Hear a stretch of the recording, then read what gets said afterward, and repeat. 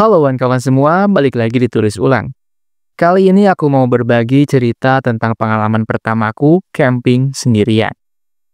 Baru seminggu yang lalu, aku kembali berlatih membuat shelter, mengulang hafalan posisi pasak dan pola tiap jenisnya yang perlahan mulai akrab di tangan. Waktu itu aku ditemani seorang kawan yang kebetulan juga suka berkegiatan outdoor. Awalnya niat kami cuma sederhana, ngopi tipis-tipis lalu pulang sore hari. Tapi ternyata seharian bongkar pasang shelter cukup melelahkan. Daripada pulang sore atau kemalaman, dalam kondisi capek aku berpikir kenapa nggak sekalian nginep aja. Walaupun niat awalnya bukan untuk bermalam, aku tetap membawa headlamp, baju hangat, dan bekal yang cukup.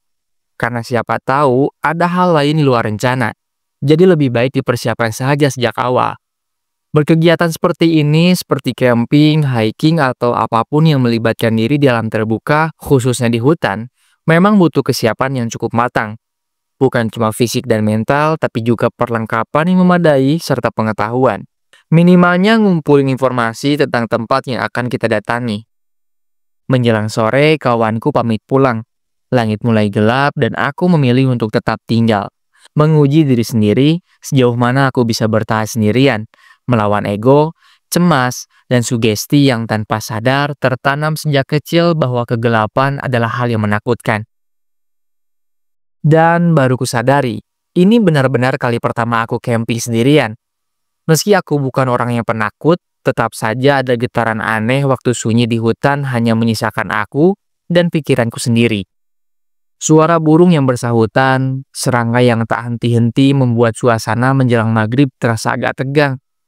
Yang kupertahankan hanya satu, api unggun jangan sampai padam. Karena dengannya aku tak kedinginan, dan nyamuk pun enggan mendekat. Rasa lelah mulai datang.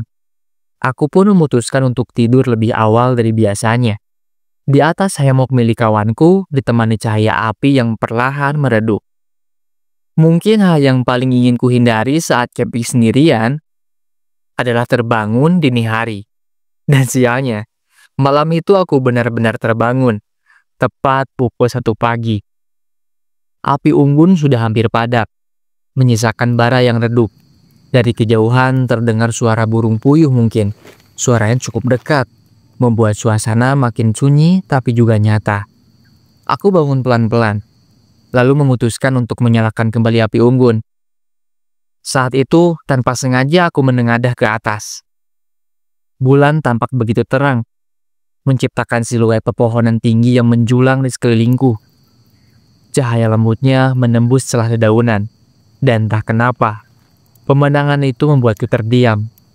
Seketika, rasa takut dan tegang yang sempat ada, hilang begitu saja. Digantikan dengan perasaan takjub, tenang, dan rasa syukur. Bisa menyaksikan keindahan malam dari sudut yang jarang kusadari sebelumnya. Karena kurasa situasi sudah mulai damai, ku coba matikan senter. Lalu ku biarkan mata menyesuaikan diri dengan cahaya yang tersisa. Hanya mengandalkan cahaya dari api dan bulan terasa lebih dari cukup untuk menemani malamku yang hangat, tenang, dan sepi dalam cara yang indah. Semakin lama, suara hewan di sekitar tak lagi terasa asing di telinga.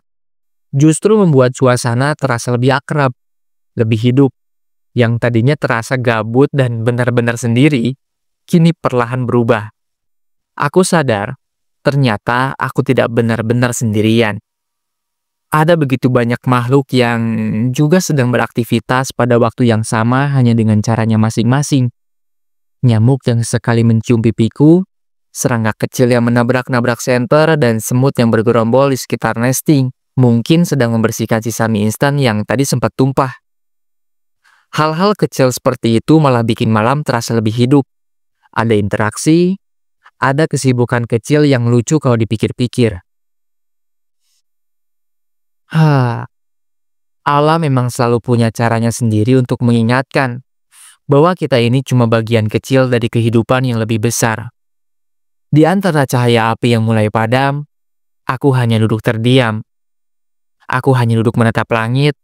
Seketika aku mendapatkan sebuah sudut pandang baru, bahwa kegelapan tidak selalu menakutkan. bahwa bencana seringkali datang dari sebab di kepala, dan yang paling menakutkan adalah ketidaktahuan.